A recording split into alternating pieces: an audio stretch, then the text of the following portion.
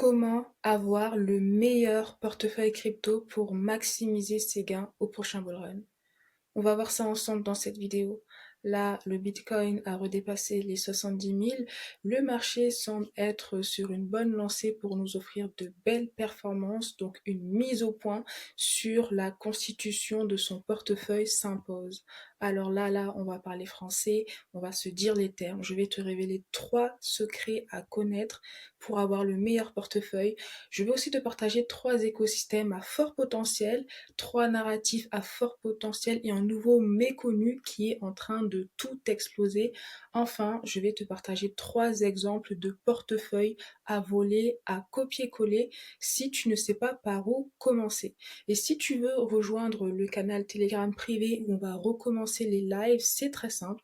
Il te suffit simplement de t'inscrire sur la plateforme Coinex en passant par mon lien d'affiliation, mettre un peu d'argent sur ton compte Coinex et m'envoyer un mail avec la preuve. Je te rajouterai au canal Telegram gratuit. Donc tu connais. Si tu connais pas, ici on parle crypto, Web3, finance décentralisée. Pour tout comprendre, saisir les meilleures opportunités, s'enrichir et être libre. Si ce sont des sujets qui éveillent ta curiosité et ou te passionnent de manière incommensurable, tu sais ce qu'il te reste à faire.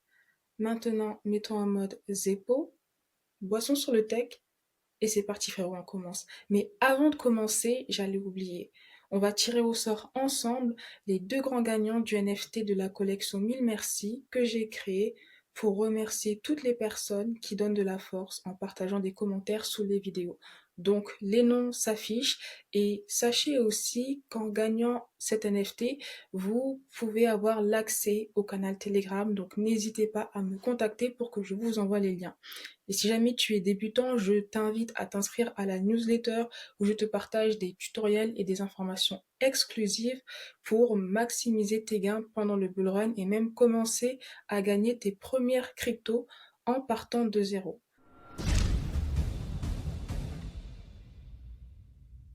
Avant de continuer, un disclaimer s'impose. Si tu es un ancien, tu sais que ma vidéo n'est pas destinée aux pleureuses. Il n'y a aucun conseil en investissement. Tu restes maître de tes actions et tu as l'entière responsabilité de ces dernières. Ceci étant dit, commençons avec le premier secret qui risque de briser beaucoup de rêves. Le meilleur portefeuille crypto n'existe pas, mais tous les portefeuilles performants ont cet élément en commun. Donc si tu t'attendais à ce que je te donne la composition d'un portefeuille qui te permettra de maximiser tes gains au prochain bull run, tu te trompes car ce portefeuille n'existe pas. Il existe autant de portefeuilles performants, autant de meilleurs portefeuilles qu'il existe de personnes sur Terre, car mes besoins ne seront pas les mêmes que les tiens. C'est la raison pour laquelle, dans cette vidéo, on va voir les clés, les caractéristiques que doivent avoir chaque portefeuille, caractéristiques que tu pourras adapter à ton contexte pour, à la fin, définir le meilleur portefeuille qui saura répondre à tes besoins. Et pour définir ton portefeuille, il y a déjà 3 facteurs à prendre en compte. Le premier, le capital à investir, car on n'investit pas de la même manière 1000 $ en crypto qu'on va investir 1 million de dollars en crypto, par exemple. Le temps à consacrer. Si tu as beaucoup de temps, peut-être que tu vas vouloir chercher, creuser dans les fondamentaux de plusieurs projets, mais si tu as peu de temps à consacrer, tu vas te concentrer sur les basiques. Enfin, il y a aussi les gains à espérer. On ne va pas investir dans les mêmes cryptos si on veut viser un plus 5% sur son portefeuille que si on veut viser un plus 40%. Et là, il y a peut-être des personnes qui se diront, mais qui voudra avoir plus 5%? On n'est pas dans la crypto pour faire des petits gains, on veut avoir des gros gains. Ben, détrompe-toi, car on n'investit pas tous dans la crypto pour les mêmes raisons. Parce que un plus 5% pour une personne sera déjà beaucoup si une personne a un capital de 10 millions de dollars, 5% ça lui va, elle va pas vouloir chercher la performance, alors qu'en revanche, si on a une personne qui a par exemple un portefeuille de 1000 dollars, là, ça peut se comprendre qu'elle recherche beaucoup plus de performance. Et l'autre élément hyper important qui va aussi conditionner la répartition de ton portefeuille, c'est l'aversion au risque. Car en fonction du risque que tu es prêt à prendre, là aussi, tu vas choisir des cryptos qui seront aligné avec ta mentalité parce que tu sais que la crypto, c'est mental et il ne faut pas investir dans des cryptos qui te feront mal dormir la nuit. Maintenant, laisse-moi te révéler le point commun de tous les meilleurs portefeuilles qui performent. Ce point commun est la diversification. Il ne faut jamais mettre tous ses œufs dans le même panier. Et quand je dis diversification, en fait, je me trompe. Ce n'est pas la diversification, c'est la diversification équilibrée. Car trop de diversification tue la diversification. Et encore une fois, celle-ci va dépendre de ton profil. Car si par exemple tu as 100 dollars à investir, ce serait stupide d'investir dans 10 000 cryptos. En revanche, si tu as un capital beaucoup plus grand, tu pourrais peut-être te permettre d'avoir plus de cryptos. Et puis en fonction aussi du temps que tu veux consacrer de la performance, peut-être qu'avoir une seule crypto, deux cryptos dans ton portefeuille sera suffisant. Donc j'espère que tu as bien intégré ces éléments. On peut passer à la suite avec le secret numéro 2.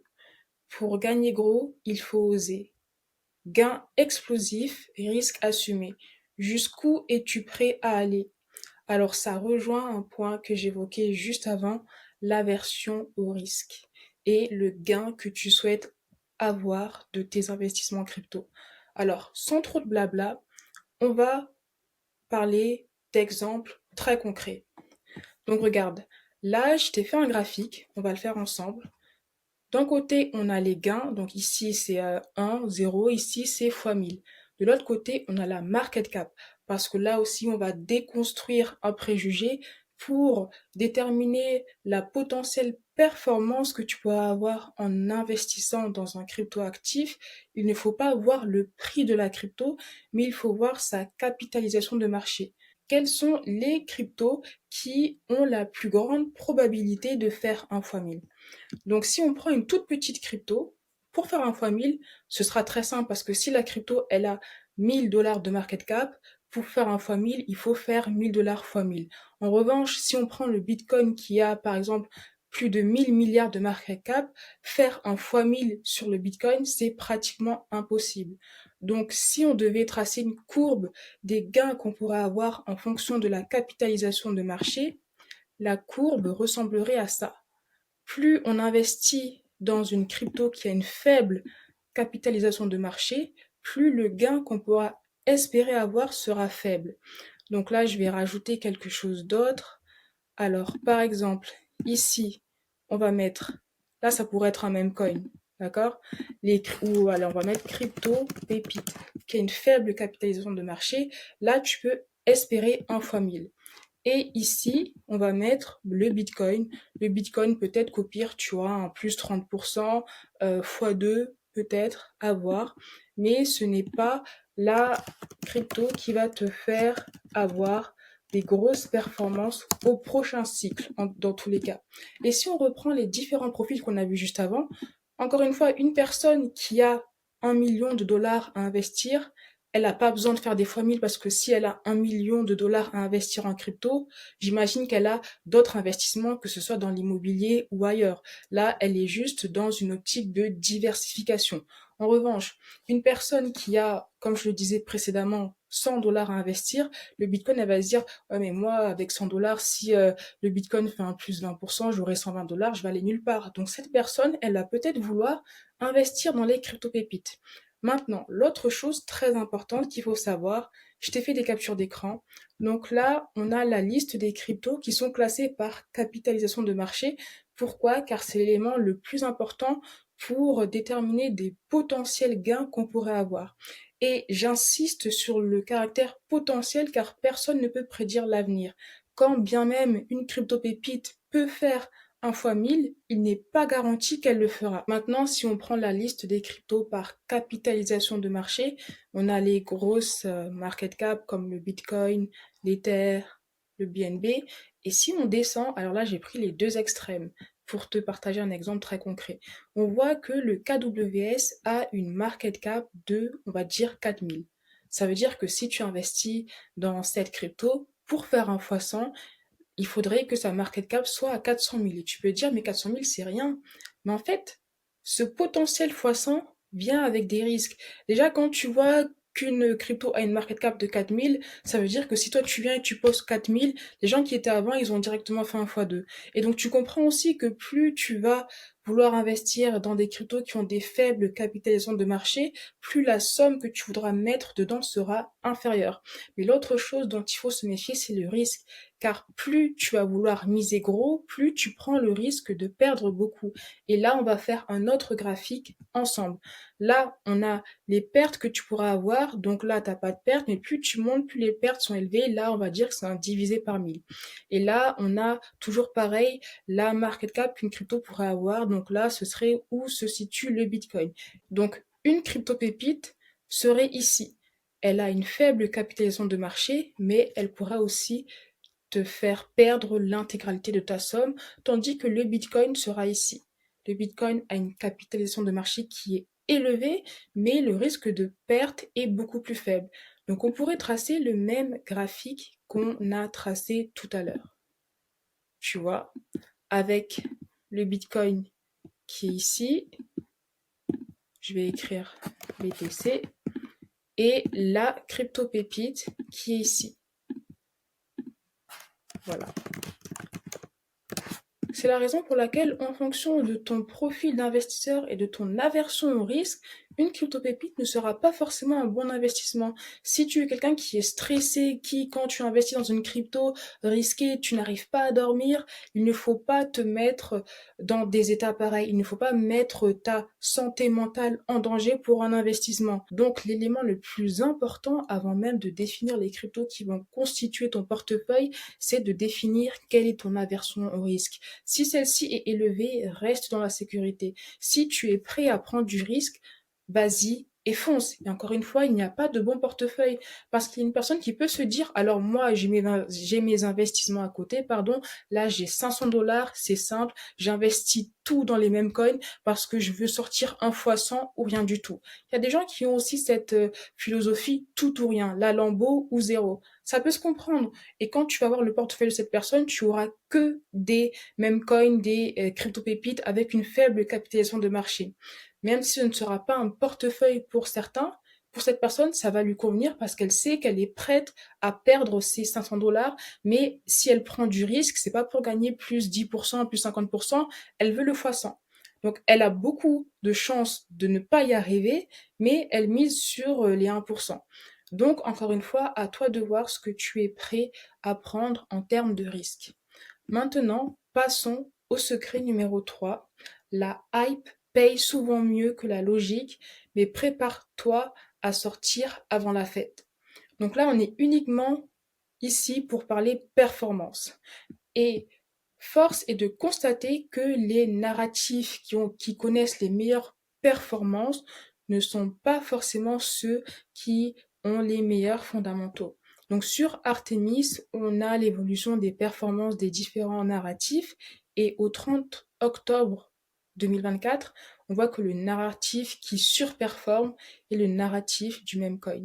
Et tu vois que là, on a une grosse hype autour de l'IA qui a aussi fait émerger les mêmes coins. Tout ça pour te dire que quand bien même les fondamentaux sont intéressants, si on parle de performance, ce n'est pas forcément les cryptos avec les meilleurs fondamentaux qui te permettront d'avoir des gains astronomiques. Donc là aussi, il faut savoir faire la part des choses et peut-être évoluer ses réflexions. Moi, je t'avoue que quand j'étais rentrée dans la crypto au début, j'étais anti-memecoin. Puis quand j'ai commencé à analyser les performances, je me suis dit, même si je suis là pour la tech, avoir un portefeuille qui performe, c'est aussi intéressant. C'est la raison pour laquelle j'ai ouvert une poche au memecoin dans mon portefeuille. Mais si tu veux savoir comment est constitué mon portefeuille, tu peux rejoindre la newsletter. Si on reste sur les memecoins, tu vois qu'il y a beaucoup de risques. Plus un même coin a une market cap faible, plus le risque pourra être élevé. Alors moi, j'ai deux stratégies pour investir dans les mêmes coins en minimisant le risque. La première, c'est de me concentrer sur les mêmes coins leaders. Par exemple, sur Solana, il y a le Bonk, il y a WIF. Sur la blockchain Ethereum, il y a PP. Donc certes, tu n'auras pas des performances incroyables, mais au moins quand le marché est en période haussière, généralement, il se peut que ces mêmes coins leaders surperforment les cryptos comme l'Ether ou le Sol. Maintenant, si tu es prêt à prendre des risques, mais tu ne veux pas trop aller dans la DeFi, parce que là aussi, c'est un monde de requins, il y a plusieurs mêmes coins qui sont des arnaques, tu peux passer par une plateforme centralisée qui se spécialise dans le listing des cryptos à faible capitalisation de marché. Et là, ça me permet de t'introduire aux partenaires de la chaîne Coinex. Si tu souhaites investir dans toutes ces cryptos, tu peux le faire en toute sécurité sur Coinex. Alors, Coinex ne va pas te garantir la performance, mais elle va te garantir que tu investis dans une crypto que tu peux revendre. Et ça, c'est quand même la base de l'investissement. Or, force est de constater que quand on est directement dans l'écosystème DeFi, on peut se tromper de même coin et acheter un même coin qu'on ne peut pas revendre par la suite. Dans tous les cas, si tu souhaites tester la plateforme Coinex, tu retrouveras mon lien en description. Et encore une fois, si tu le fais en passant par mon lien, déjà, merci beaucoup pour la force, merci de soutenir le contenu que je partage. Tu peux m'envoyer un mail avec la preuve de ton inscription via mon lien et surtout un premier dépôt d'argent que tu auras fait sur ton compte et je te donnerai l'accès au canal Telegram privé. Donc maintenant, fin de la parenthèse, revenons à nos moutons. Donc on parlait de narratif et je voulais aussi te parler d'un nouveau narratif qui là est en train d'exploser, de surperformer. C'est un cocktail explosif qui fait vraiment des choses incroyables. Il s'agit du narratif Memcoin IA. Tu as dû entendre parler du GOAT et là on a même des classements de Memcoin IA sur Solana. Alors Solana c'est toujours une des blockchains de prédilection pour les Memcoins, mais l'autre chose dont je voulais te parler est d'un agent IA qui a réussi à devenir millionnaire. Alors là c'est incroyable. On a l'IA qui est littéralement un meilleur investisseur que nous, donc je t'invite à creuser. Si c'est quelque chose qui t'intéresse, je t'invite aussi à voir le Truth Terminal, à voir comment cet agent IA a réussi à devenir millionnaire. Donc passons à la suite sur mon narratif. Là, on est là pour parler chiffres, performances. Donc là, on a un tableau qui recense les différentes performances des narratifs à un jour, une semaine, un mois, etc.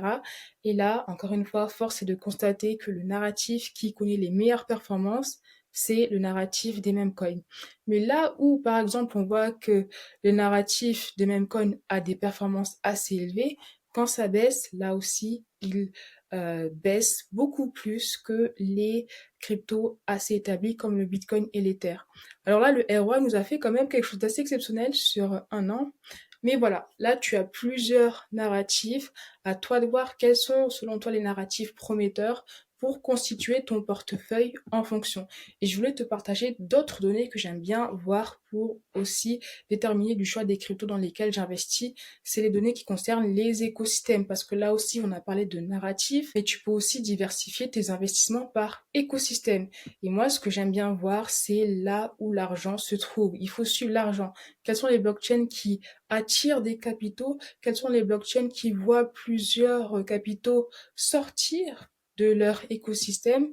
Alors là, si on prend ce graphique, en première position sur les 3 derniers mois, Solana a enregistré le plus de rentrées d'argent, suivi de Base, Base blockchain à fort potentiel, et Sui qui se démarque aussi. Alors j'en parle pas beaucoup, mais je la suis de très très près, et elle est en train de suivre les traces de Solana.